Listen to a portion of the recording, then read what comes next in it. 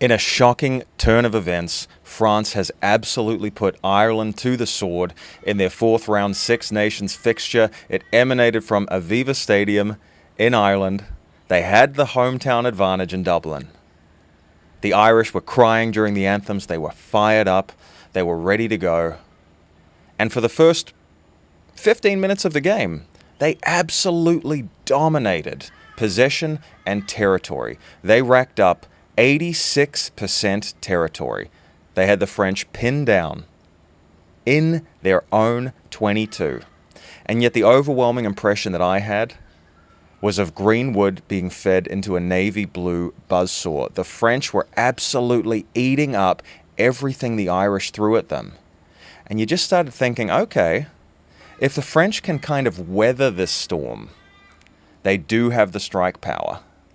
We know about Dupont, but look at that backline. Ramos, DLBRE, right? They have X factor all across the backs. And you just started thinking, they need to hold on, they need to absorb this pressure and then strike back. And that's exactly what happened. Now, bear in mind, Ireland was missing a key component in their own backline. James Lowe went down injured in the warm-up for the game. Now, if you've been watching the Six Nations, you'll know that James Lowe has been absolutely outstanding for Ireland. In fact, he really kind of saved them some blushes against Wales, in my opinion. The Irish underperformed against a very fired-up Welsh team, who, of course, had said goodbye to their coach, Warren Gatland. Their backs were against the wall. They played with a lot of pride over in Cardiff. They showed up big time. Ireland were good enough to win, but, you know, it was guys like James Lowe, old hands like that, in a pretty reshuffled team that sort of saved their bacon. So I was a little bit anxious to see Lowe go down. He's such a magic man for Ireland. There'd be another key injury later in the game, although it didn't turn out to be as pivotal as you might have expected. But we'll get to that in a minute.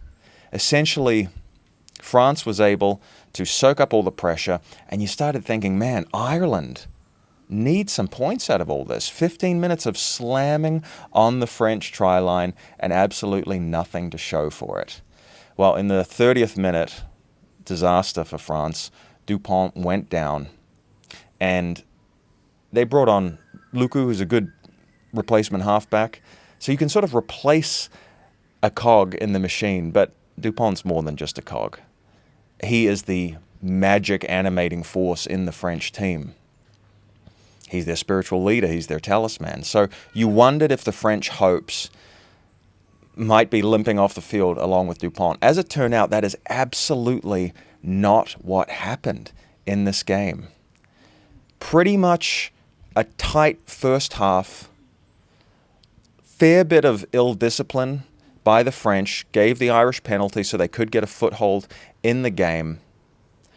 But when they were doing basically tackling practice at times in the midfield, the French were just nailing anything in green that moved, knocking them back over the advantage line.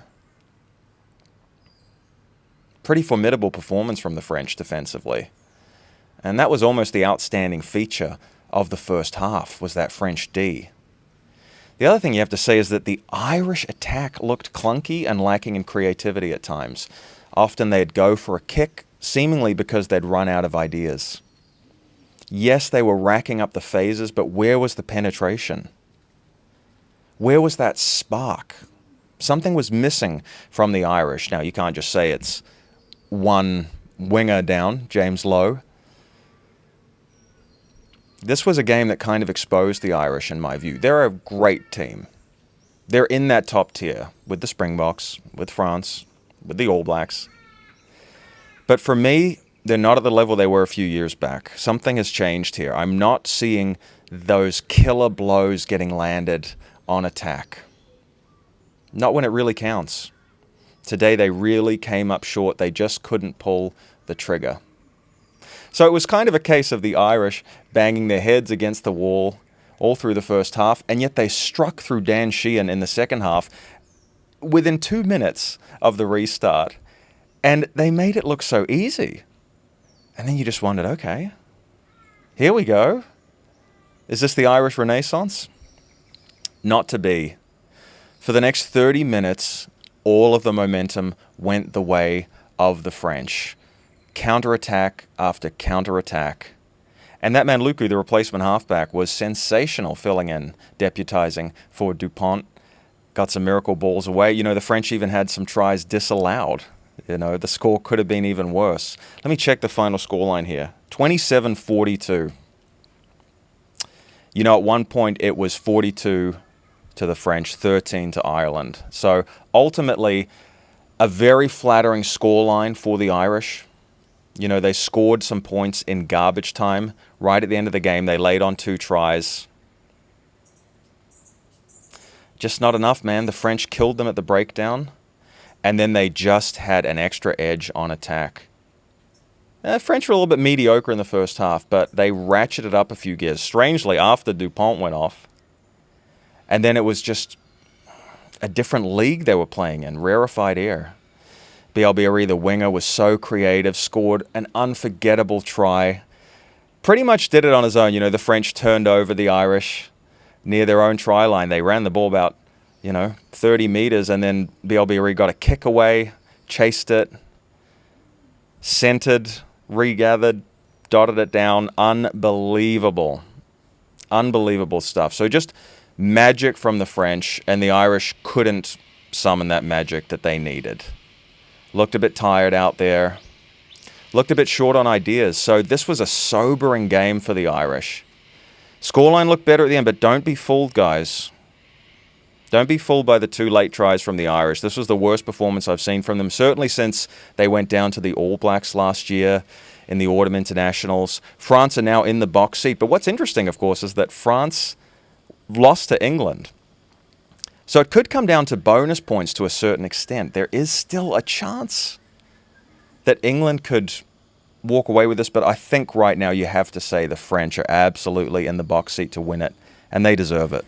So to wrap it up, going forward, Irish have to work on their discipline, and they just need to get some more juice out of their attack, man. Wasn't firing today. Yes, they were able to rack up those phases, but couldn't land the killer blow. Just staggering how good France looked when they really came to life there in the second half.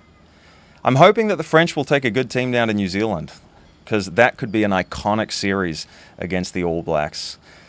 And it looks like they're going to be going down as Six Nations champions. I don't want to say it was a boil-over either, because I actually predicted the French to bounce back and win this game after going down to England, but I don't think anyone expected such a dominant performance from France. So what do you guys think? Chime in the comments. Let me know what you think Ireland needs to do to get more out of their attack. That was certainly the prevailing feeling we all had watching that. The attack was in a different league from the men in navy blue. Congratulations to them, but there's still Super Saturday next week. We'll see how this ends up. Guys, I'm not in my usual setup, as you can see. I'm here in Sydney, Australia. I've been working on a new documentary film that I'm the subject of down here, but I'll be back in the States next week, and I'll be wrapping up the final round of Super Rugby. But I wanted to get you on while I was away, and of course this was the biggest game of the whole tournament. Well done to the French, well done to my French fans, and to the Irish fans, commiserations. I'm sure you guys will bounce back. It was just a bad day at the office. Not all hope is lost, but yeah, gotta get some more out of that attack. All right, guys, I'll be back for another one real soon. Take it easy. Bye for now.